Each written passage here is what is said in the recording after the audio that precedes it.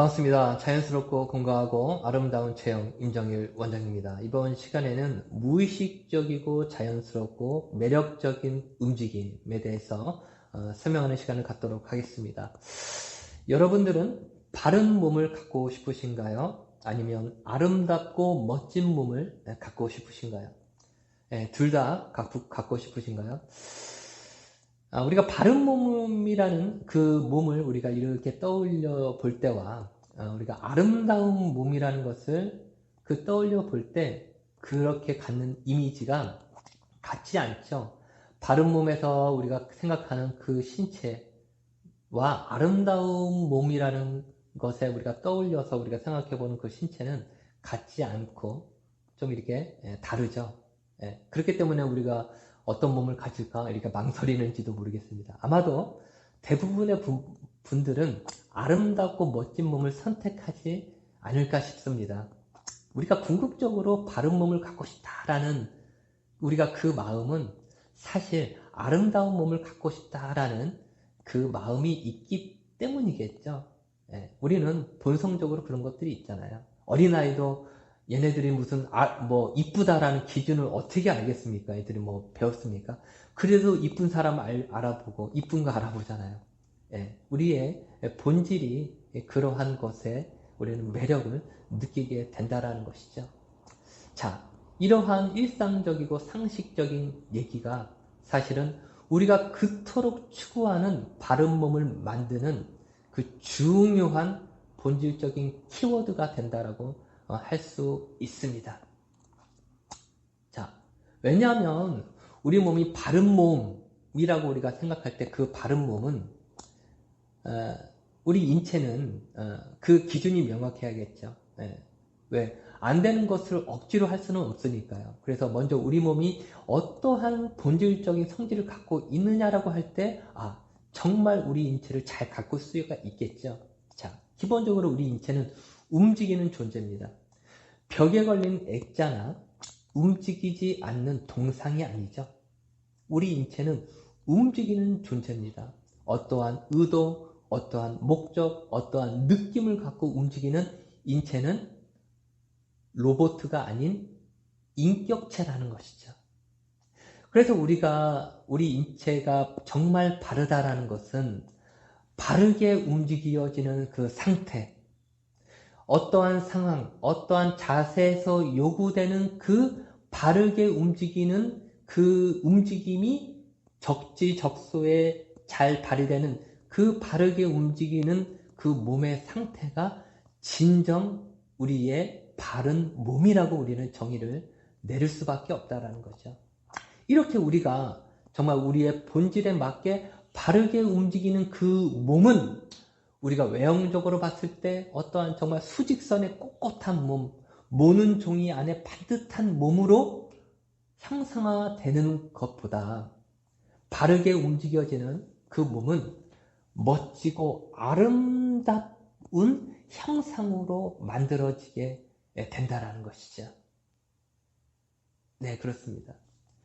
그래서 우리가 주변에 여러분들 그런 분들 보시잖아요. 참 걸을 때 참 리드미컬하게 움직여지잖아요. 리드미컬하게 움직여지는 참 매력적으로 움직여지는 남자나 여자나 그런 분들이 있죠.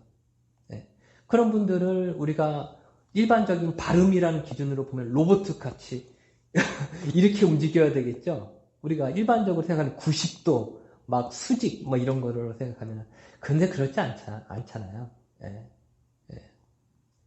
정말 우리가 일상생활에서 아름답게 멋지게 움직여지는 사람은 걸을 때 아주 리드미컬하게 움직여지고 정말 앉을 때 매력적으로 앉게 되고 또 이러한 우리가 일상에서의 보행과 동작과 자세를 우리가 보게 된다는 것이죠.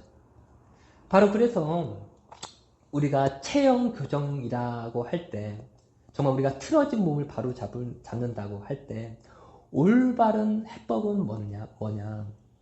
바로 우리가 본질적으로 갖고 있는 우리 몸 신체 각 부위의 올바른 움직임을 회복하는 것, 이것이 바로 우리가 소위 말하는 체형 교정을 실시할 때의 올바른 기준과 관점이 돼야 한다라는 것이죠. 왜? 우리 몸이 그러한 본질적인 성질을 갖고 있기 때문인 것이죠. 자, 그래서 우리는 올바른 움직임을 만들어야 된다는 것이죠. 근데 우리가 올바른 움직임을 만든다고 피나는 막 노력을 하고 피나는 막 우리가 그렇게 해야 되는 그런 것과는 좀 틀립니다. 왜냐? 움직임에는 두 가지의 움직임으로 우리가 쉽게 생각해 볼 수 있습니다. 첫째는 의식적인 움직임, 두 번째는 무의식적인 움직임입니다. 쉽게 설명해서 자, 여기 있는 물체를 제가 이렇게 짚습니다. 짚는 건 내가 나 이거 집어야겠다 이렇게 생각을 하죠. 근데 물체를 내가 딱 집었단 말이에요. 자, 내가 이렇게 물체를 집을 수 있었던 의식적인 움직임을 잘 수행하게 된 그 이유는 내가 물건을 집기까지에 필요한 관절과 근육들이 저절로 나도 모르게 무의식적으로 올바르게 움직였기 때문에 비로소 내가 물건을 집는 것이죠. 이 부분입니다. 사실 우리가 의식적으로 뭔가를 움직여줄 때는 신체 각 부위가 이미 무의식적으로 움직였기 때문에 내가 보행할 때 한 발짝을 뗄 수가 있는 거고, 물건을 집을 때 팔을 뻗을 수가 있는 거고, 의자에 앉을 때 이렇게 앉을 수가 있는 것이죠. 예. 그렇지 않으면 우리가 무의식적인 움직임이 제대로 발휘하지 않으면 하나하나 생각해서 해야겠죠. 다리를 뻗을 때 어디 근육이 어떻게 움직여야 된다. 그렇다고 하면 어린애들은 아무것도 못하겠죠. 뭐 배운 것도 없는데. 이미 우리는 무의식적인 움직임이 작동할 수 있는 조건을 갖고 있을 때 그냥 자연스럽게 편안하게 그렇게 움직여지게 되는 것이죠.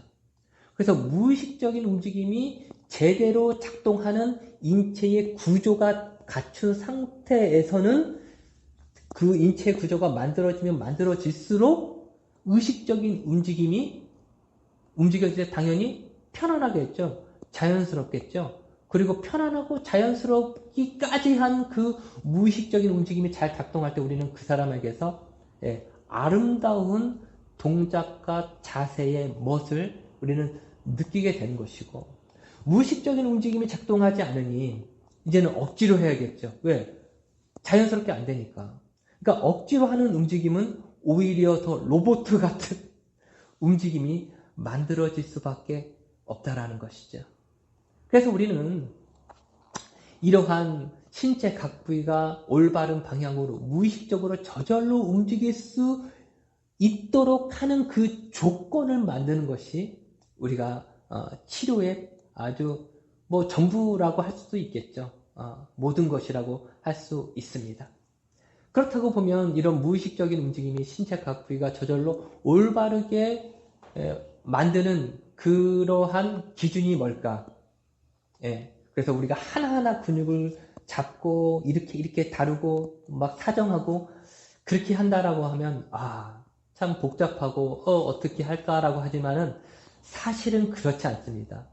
다시 말씀드리지만 올바른 움직임이 나올 수밖에 없는 그런 조건만 만들면 된다라는 것이죠.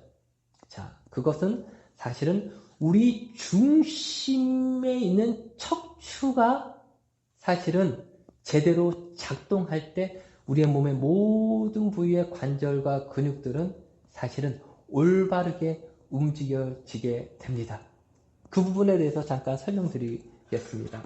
자, 첫 번째, 한 두 가지 정도 될 것 같은데, 첫 번째는 프레시스에서 얘기하는 척추의 상승력입니다. 자, 인체는 거듭 얘기하지만 이렇게밖에 귀결이 안 되기 때문에 이런 얘기를 할 수밖에 없는 것이죠. 우리 인체는 두 발 이렇게 생활하죠. 네 발 짐승과 틀리죠. 두 발로 이렇게 고추 서기 때문에 우리는 척추를 고추 세웁니다. 이때 중력의 하중을 수직으로 받죠. 척추에서. 그래서 중력이라는 것이 있기 때문에 우리가 땅바닥에 붙어 있겠지만은 반대로 중력을 이길 힘이 없다라고 하면 우리는 밑으로 주저앉을 수밖에 없는 그러한 존재입니다.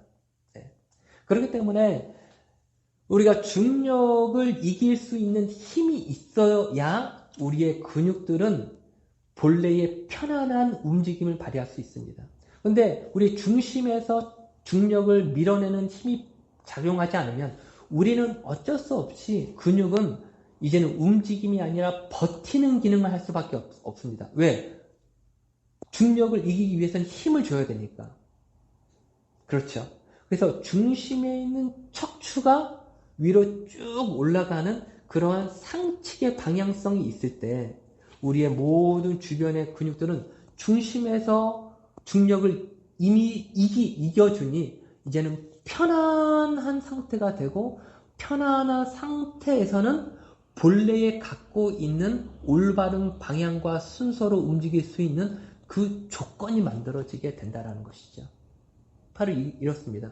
그래서 척추의 상승력이 있으면 그냥 우리는 타고나게 움직여지는 그 방향으로 우리는 조화롭게 움직여지게 된다는 것이죠. 이게 가장 중요합니다. 이것이 돼야 되는 거죠. 자, 두 번째는 뭐냐. 우리 근육은 결국 근육 하나하나를 우리가 쭉 따라가면 어디가 나오냐? 척추가 나옵니다. 반대로 얘기하면 우리의 근육은 모두 척추로부터 연결되어 있습니다. 예. 우리가 팔을 뻗을 때는 결국 팔을 뻗을 때 안쪽에서 바깥쪽으로 팔을 뻗잖아요. 예. 중심에서 멀어지는 행동을 합니다. 다리를 뻗을 때도 마찬가지죠. 그래서 척추 중심이 척추 중심이 견고할 때 척추가 견고할 때 척추는 근육을 이미 자기 쪽으로 이미 이렇게 안쪽으로 당기고 있는 상태가 만들어지는 거죠. 왜? 척추가 견고하기 때문에. 그래서 이미 모든 근육을 척추 쪽으로 잡아당기고 있는 상태에서 팔과 다리가 움직여질 때 멀어지게 되겠죠. 그래서 중심이 당겨지고 있을 때 팔과 다리를 뻗을 때는 탄력적이게 됩니다. 왜? 잡아당기고 있는 힘이 있는 상태에서 뻗기 때문에. 예. 그리고 다시 그 다음 동작에서 탄력적으로 복귀가 되겠죠. 그래서 중심이 당겨지고 있을 때 탄력적인 팔, 다리의 움직임이 만들어지게 된다는 것이죠. 그래서 그런 분들은 우리가 중심에서 당기고 있기 때문에 엉덩이가 올라와 있고 또 중심의 견고한 척추의 라인이 살아있는 이유가 바로 이 이유 때문입니다. 결국 중심인 척추가 중력을 이기는 상측 방향 그리고 중심으로 당기고 있는 구심성 이러한 그 조임의 기능이 있을 때 우리는 편안하고 탄력적인 움직임이 가능하다라는 것이죠. 자, 오늘 이렇게 발음 그리고 아름다움 그리고 무의식적이고 자연스러운 이런 움직임이 만들어내는 매력적인 신체 구조에 대해서 살펴보았습니다.